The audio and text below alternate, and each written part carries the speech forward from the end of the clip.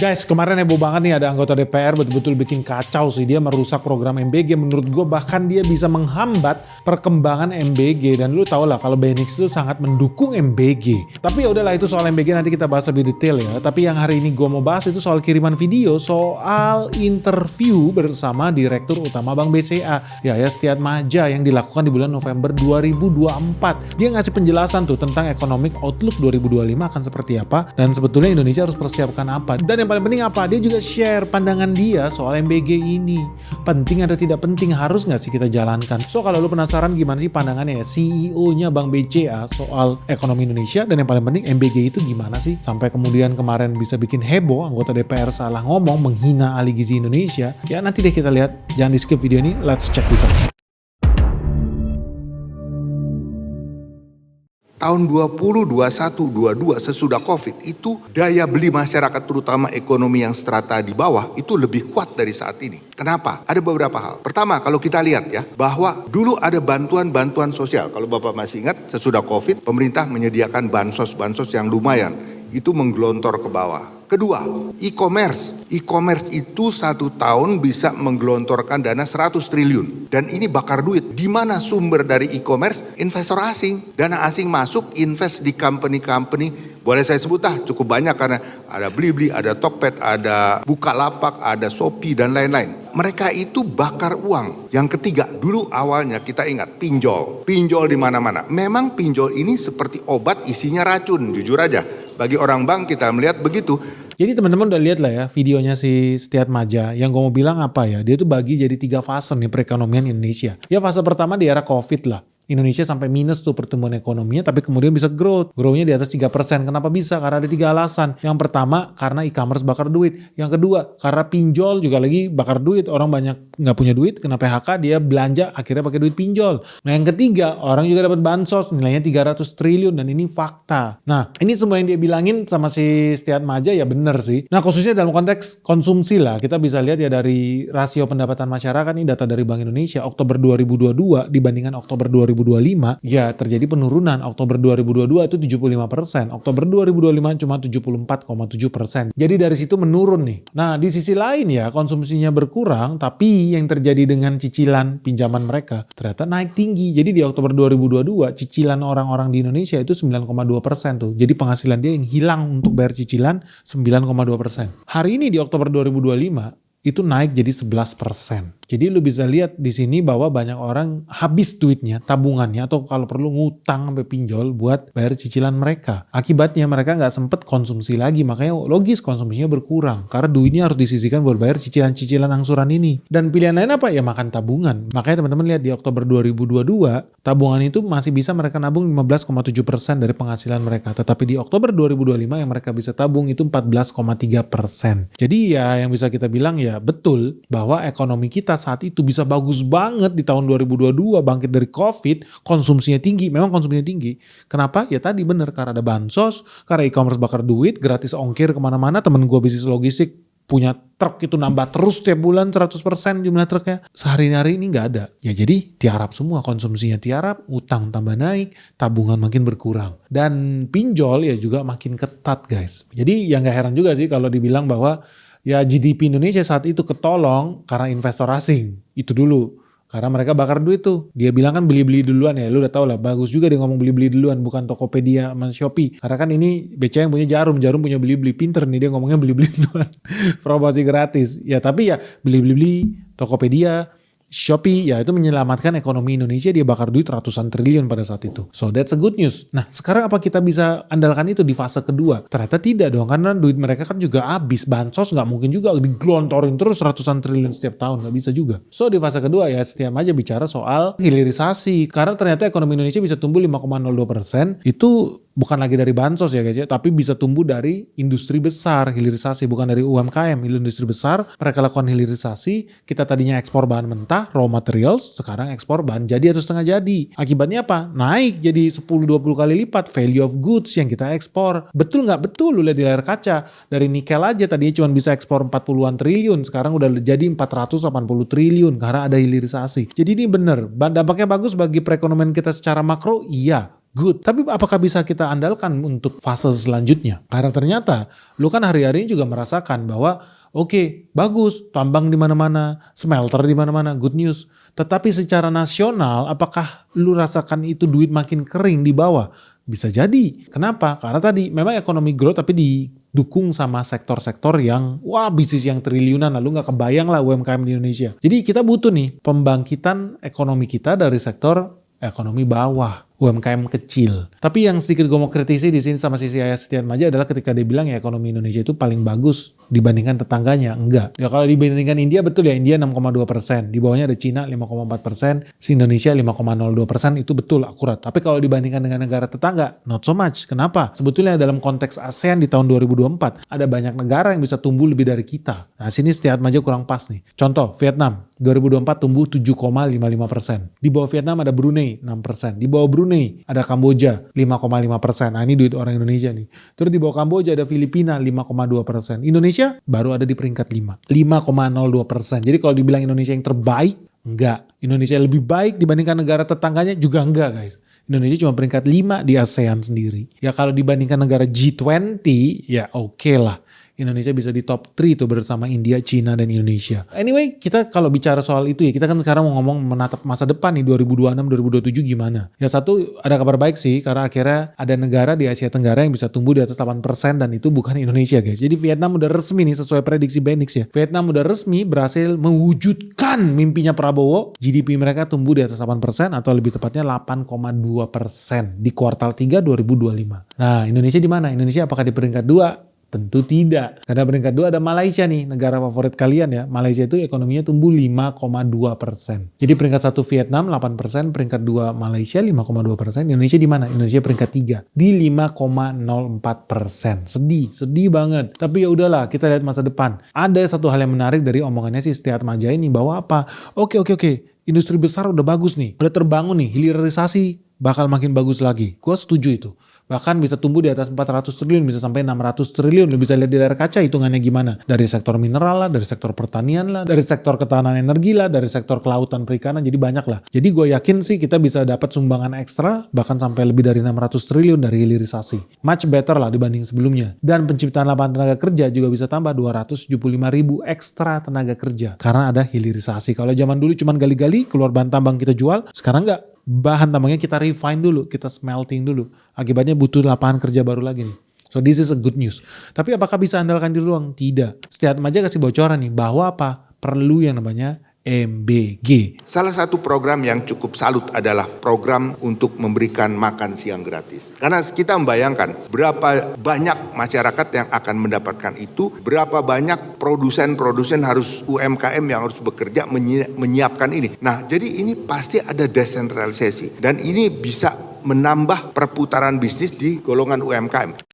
Jadi di sini udah bisa bilang ya, secara resmi gue udah bisa bilang mantan CEO Bank BCA yang sekarang jadi komisaris utama Bank BCA, Setiatmaja, setuju atau tidak dengan MBG? Dia setuju. Beda dengan netizen Indonesia si Jestam, makanan beracun gratis, lanjutkan kata dia. MBG, makan tuh racun, Rambo 071, oh dia punya perut dari besi baja makanya bisa makan racun. Kopi Kato, makanan beracun gratis. Azalea, mukbang beracun guys. Oke, banyak orang nyinyir lah soal MBG, tapi kalau gue sih pro. Kenapa? Karena gini, salah gak ini bilang Mas Setiatmaja bahwa ini program yang baik buat perekonomian di bawah akar rumput? Menurut gue itu betul. Faktanya gini aja ya, menurut perhitungan Benix, MBG itu bisa menumbuhkan 450 ribu UMKM di Indonesia. Kok bisa? Lu bayangin ya, satu dapur di Indonesia itu membutuhkan 15 UMKM. Karena mereka supply apa? Mereka supply beras, supply plastik, supply sarung tangan, supply air bersih, mereka supply wortel, mereka supply daging, mereka supply telur. Jadi banyak banget lah suppliernya, minimal 15 lah di satu titik dapur MBG. Lalu bayangin kalau sekarang ada 11 ribu dapur UMBG, berarti ada 175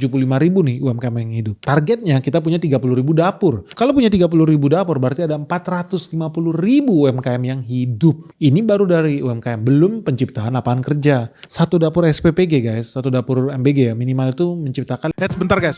Sebelum kita lanjut videonya. Halo goodies guys, teman-teman investor, Benix Investor Summit 2025 akan segera diselenggarakan di bulan Desember 2025 di Swiss Bell Solo. Jadi buat teman-teman yang pengen pengen segera diskusi, ketemu, dan interaksi langsung ya. Karena kita bakal membahas 3 sektor penting. Yang pertama terkait energi, yang kedua terkait bisnis logistik, dan yang ketiga ada sektor spesial nih. Dengan pembicara yang spesial juga, karena ya cuannya gede banget nih guys. Nah buat lo yang penasaran dan pengen segera ikutan di event acara offline spesial Benix, cuman ada 1 tahun sekali yang namanya Benix Investor Summit 2025. Yuk segera daftar sekarang juga nih sebelum terlambat. Dan ingat kursinya juga terbatas karena cuma ada 50 kursi guys. Total kursi yang kita sediakan. Ikut di sini sangat happy lah ya. Jadi banyak sekali membuka wawasan baru, terutama banyak bocoran-bocoran mengenai kebijakan maupun emiten yang akan terbang selanjutnya. Jadi puas sekali sih dengan ini. Kalau tahu Pak Ben di YouTube sendiri kan lebih pinggir jurang, ini lebih pinggir lagi lah ini. Mengikuti Benix Investor Summit ini setelah 2 kali, saya mendapatkan manfaat bahwa kalau kita bisa memahami fundamental atas perusahaan dan forecast untuk perusahaan kedepannya, kita pasti akan mendapatkan hasil yang jauh lebih baik. Dan itu yang saya rasakan selama setahun ini. Dan saya harapin kalau untuk Benix Investor Summit 2025 diadakan, saya pasti akan ikut lagi. Salam cuan. So, siapa cepat dia dapat. Sampai ketemu di Solo ya guys, bulan Desember 2025. Benix Investor Summit 2025 segera datang lagi. Segera daftarkan dirimu sekarang juga sebelum terlambat. Ingat, ini acara eksklusif yang kita selenggarakan private dan sangat intim. Kita bisa berinteraksi full nih selama 24 jam. Karena acaranya diselenggarakan selama 2 hari. Dari hari Sabtu sampai hari Minggu. Dari jam 9 pagi sampai malam. So, tunggu apa lagi? Segera daftarkan dirimu sekarang juga di nomor WhatsApp yang ada di bawah ini. Sampai ketemu di Solo guys. Bye-bye. Satu dapur SPPG guys, satu dapur MBG ya, minimal itu menciptakan 50 tenaga kerja. Tukang cuci omprengan, tukang masak, tukang bagi porsi, tukang delivery, supir truk, banyak banget. Minimal 50 tenaga kerja diciptakan oleh satu dapur MBG. Nah ini kenapa gue bilang si Satya Atmaja bener. MBG ini sampai ke level kecamatan, kelurahan, desa yang di-employ tenaga kerjanya, yang di-hire. Kalau satu dapur bisa dapat 50 tenaga kerja dan Indonesia punya target 30.000 dapur, artinya 30.000 dapur kali 50 tenaga kerja itu setara 1,5 juta karyawan tenaga kerja guys. Jadi ini perputaran ekonomi yang luar biasa. Kalau rupiahnya lu bayangin kalau satu dapur itu ngerjain 3.000 porsi. Satu porsi itu rupiahnya sekitar 10.000. Artinya kan per hari satu dapur itu perputaran duitnya itu 30 juta rupiah yang dia belanjakan. 30 juta rupiah guys. Kalau lu kali ada 30.000 dapur, perputaran ekonominya 30 juta kali 30.000 dapur itu 900 M. Hampir 1 triliun per hari. Nah lu bayangin dalam 1 tahun yaitu setara 226 triliun. Itulah peredaran duit MBG. Dan ini tidak dinikmati oleh korporasi besar. No. Atau pengusaha tambang, modal satu bikin tambang aja triliunan. Siapa bisa? Tapi UMKM bisa supply ke dapur MBG. Lu mau bikin dapur MBG bisa nggak? Bisa juga. Dan ini koperasi yayasan, lu bisa jalanin itu. Modalnya cuma 1-2 M lah buat satu dapur. Dan ini bisa dilakukan oleh kalian arisan ibu-ibu rumah tangga bikin dapur SPPG bisa nggak? Bisa juga. Sangat realistis buat pengusaha kelas menengah bawah menjalankan dapur MBG ini. Jadi gue setuju sama si Satya Atmaja bahwa memang ya faktanya MBG ini program yang bagus karena bisa menghidupkan ekonomi kalangan menengah bawah. Bisa menghidupkan putaran ekonomi, penciptaan lapangan kerja di menengah bawah. Makanya kita harus dukung MBG ini. Gue sendiri sangat mendukung. Konsisten gue sejak bertahun-tahun lalu gue mendukung MBG. Terlepas dari konteks politik ya. Gue dukung itu karena memang banyak orang Indonesia yang makan cuma sekali sehari. Gue udah pernah lihat di mata kepala gue. Gue lihat itu. Dan banyak orang Indonesia yang stunting. Waduh, gue lihat dengan mata kepala gue. Dan apalagi ada penciptaan ekonomi seperti ini ya lebih bagus lagi. Jadi yang dihidupi bukan korporasi besar. Karena gak mungkin lu kasih makan anak-anak, kasih sayur buncis di Manado. Belanjanya sama oligarki gak bisa. Pasti lu belanja di pasar di Manado. Lu kasih makan anak wortel di Papua, pasti belanja Papua dari petani di Papua. Jadi nggak bisa perusahaan yang ada dari Sabang sampai Merauke mensuplai dapur MBG, ya nggak bisa, nggak mungkin lah. Jadi susah lah, kemungkinan besar ya mereka ambil dari supplier-supplier lokal, petani buncis lokal, beras lokal, telur ayam lokal, bumbu dapur lokal, bawangnya lokal. Jadi banyak ya material di situ yang bisa disuplai dari pengusaha-pengusaha, petani-petani, pelaku pasar lokal guys. So that's a very good news. Cuman sedihnya gini ya. Gua nih capek-capek nih membela MBG dan gue sangat setuju dengan MBG. Satya Atmaja sampai setuju juga loh sama MBG. Lu bayangin ya direktur bank terbesar di Indonesia BCA mendukung MBG juga karena memang faktanya memang ini bagus. Cuman sayangnya ya banyak orang itu suka goblok gitu loh. Bukan hanya netizen aja nih yang kemakan media busuk kayak tempe bacem, tapi anggota DPR aja sampai bisa bicara ngaco kayak begini guys. Bapak Ibu sekalian, Saya nggak suka anak muda arogan kayak gini. Saya sekarang akan nanti ajak rapat BGN, akan merubah diksi daripada ahli gizi ini adalah satu tenaga yang menangani gizi, tidak perlu ahli gizi. Cocok kan? Nanti saya akan selesaikan di DPR. Kalian nggak boleh arogan gitu bicara undang-undang. Ketika sudah masuk ke DPR, saya ketok, kita tidak perlu ahli gizi, tidak perlu persagi. Yang diperlukan adalah satu tenaga yang mengawasi gizi, tidak perlu ahli gizi. Selesai kalian. Yang intinya di situ gini loh, gue tahu kendalanya sih, gue bisa pahami bahwa banyak dapur-dapur itu kesulitan cari tenaga ahli di bidang gizi. Gue bisa pahamin itu, dan sekarang mau ambil jalan pintas. Gue gak setuju, jujur aja. Kita perlu yang namanya ahli gizi. Ahli gizi bukan ahli ngecor tembok, dikasih training 2 bulan terus jadi pegang dapur SPPG. Gak begitu ceritanya coy. Gue setuju banget kalau memang kita butuh orang yang ahli, tempatkan orang yang ahli, bayar orang yang ahli. Karena program ini namanya makanan bergizi gratis. Bukan program makan beton gratis. Jadi yang lu hire orang ahli ngecor, enggak. Yang lu hire ya memang ahli gizi. Jadi di sini ya sorry banget nih, gue sih sangat anti sebetulnya sama asosiasi lu tau lah kayak Ikatan Dajjal seluruh Indonesia itu ya ujung-ujungnya membuat asosiasi paling jahanam sepanjang sejarah Republik ini, mempersulit orang buat jadi spesialis, mempersulit orang kalau mau praktek, mempersulit orang kalau mau kuliah. Kenapa? Karena mereka jadi monopoli, mereka jadi diktator guys. Gue gak setuju. Nah mungkin ini juga yang dirasakan oleh si anggota DPR itu, bahwa ada asosiasi ini bakal bisa jadi the next Ikatan Dajjal seluruh Indonesia gitu. Ya, takut juga sih, memang gue juga melihat kekuatan Ikatan Dajjal itu hari ini bener-bener Dajjal tuh, binatang haram, betul-betul. Tapi kembali ke konteks MBG. Konteks MBG ya kita mau makanan yang dibagikan ini bergizi guys.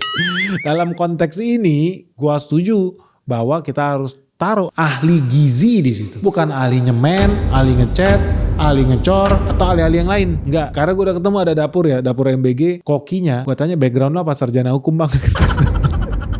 Kok lu bisa jadi kepala koki di sini? Ya karena ada kursusnya 3 bulan. But that's the real story guys.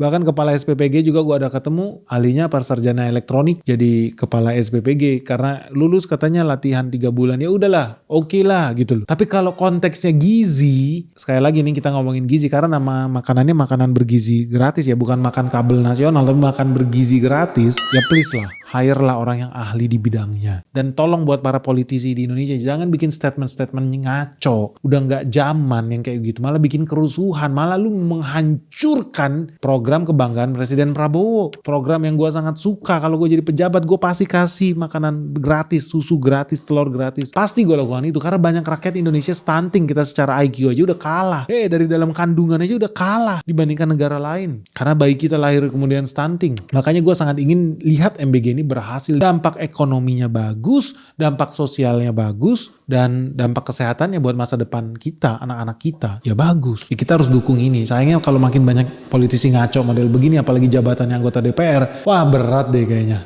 Susah ini, benar-benar susah ini. Dan by the way guys, gue ngomong begini karena gue udah survei sendiri. Lu tau lah gue investor, selalu masuk pengen tahu dunia nyata seperti apa. Bukan dunia laporan keuangan duduk di balik meja, no. Gue aliran orang yang sampai investigasi datang ke lapangan. Lu lihat aja di video ini. Guys, kita mau visit nih, dapur MBG keren.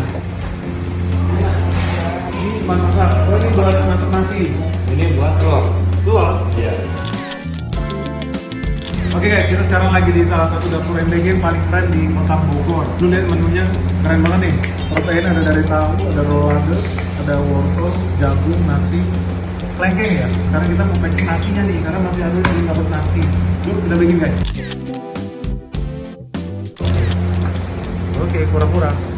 Oke guys, ini juga ada lagi makanan yang basah. Ini kan makanan basah, lihat banyak banget. Gue mau nyobain. Gue sampai masak guys, lu bayangin ya. Gue sampai kursus jadi koki. Gue sampai apron. Gue training cara cuci tangan, cara masak beras, kapasitas 200 kilo sekali masak. Semuanya memang gue lewatin dan gue laluin dan gue bisa lihat bahwa MBG ini bagus. Ya memang sih ada dapur-dapur yang ngaco ya, dapur yang belangsak. Gue lihat tikus lewat juga ada tuh, mau di sate kali itu tikus, gue nggak tahu. Tapi memang bukan artinya semua dapur MBG itu belangsak, enggak. Banyak dapur MBG itu bagus, salah satunya gue kunjungin ini. Ini untuk posyandu sama ibu hamil, balita. dapat jeruk, dapat banana, dapat telur puyuh tuh. Jadi proteinnya juga lengkap guys. Ada roti, wah enak banget. Jadi buat teman-teman yang bilang katanya MBG banyak yang ngaco atau yang nggak bener nggak, itu oknum aja lah. Sebetulnya banyak MBG yang begini, sangat-sangat proper, sangat bersih, sangat layak, makanannya juga bergizi tinggi. Porsinya juga banyak. Gue jadi pengen. Jadi betul-betul semuanya proper lah dia lakukan, A to Z dia lakukan, kebersihan, sanitasi, pengiriman, delivery, packaging, portioning, semua dia lakukan dengan sangat proper. Dan gue lihat bagaimana penciptaan ekonominya, karena dia sampai belanja susu kedelai, kalau ada dia belanja dari warung di sekitar itu. Kalau mereka butuh telur, mereka butuh daging, dia belanja dari supplier yang ada di daerah itu. By the way, yang gue datengin bukan di Jakarta ya, tapi di luar kota. Nah ini ya menurut gue kalau ini bisa dilakukan, makin banyak dapur-dapur yang bagus seperti yang gue kunjungin ini, ya gue udah yakin lah makin banyak anak Indonesia yang bergizi. Lu bayangin yang gue dateng sampai bagi-bagi telur puyuh, bagi-bagi susu, makanan yang juga waduh sangat-sangat proper. Gue aja pengen ngambil ya, tapi gak dikasih izin sama kepala SPPG-nya. Udah jauh-jauh gue ke situ gak dikasih.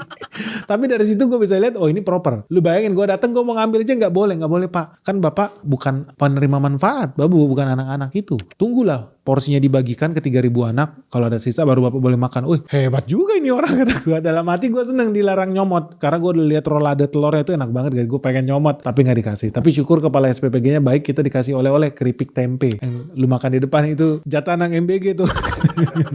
Tapi enggak, itu ekstra lah, ekstra dari dapur, karena mereka punya cadangan protein kalau seandainya anak-anak butuh snack. Mereka kasih additional keripik tempe, kan ada proteinnya juga di situ. But anyway, gue mau bilang adalah jangan sampai ya program MBG yang bagus ini rusak guys, karena segelintir oknum kayak anggota DPR kagak ada otak ini ya, atau banyak orang-orang lain yang menjalankan dapur seenak jidat aja. Ya gue udah lihat lah dapur yang hancur lebur ada, dapur yang bagus banget juga ada. Dan harapannya ya makin banyak dapur yang bagus-bagus begini. Dan tentu kalau mau bagus ya lu serahkan pada ahlinya. Hire, memang kalau perlu hire ahli gizi ya ahli gizi lu hire, jangan ahli ngecor tembok guys. Please. Ini kita mau bikin program makanan bergizi gratis, bukan makan beton gratis ya guys. Kalau lu sendiri gimana guys? Lu setuju gak sih dengan MBG? Benik setuju, CEO Bank BCA yang sekarang jadi komisaris utama Bank BCA juga setuju. Kalau lu sendiri gimana? Lu setuju gak sih MBG ini program yang bagus? Karena kalau gue lihat makin banyak media-media di luar sana, khususnya anjing peliharaan George Soros ya, selalu ngata-ngatain soal MBG ini. Dan memang ada yang ngaco dan gue lihat ada. Cuman ya banyak juga yang bagus. Nah menurut lu gimana? Menurut lu kita harus jalanin gak sih MBG ini? Duit negara dipakai untuk bayar makanan yang bergizi buat anak-anak kita,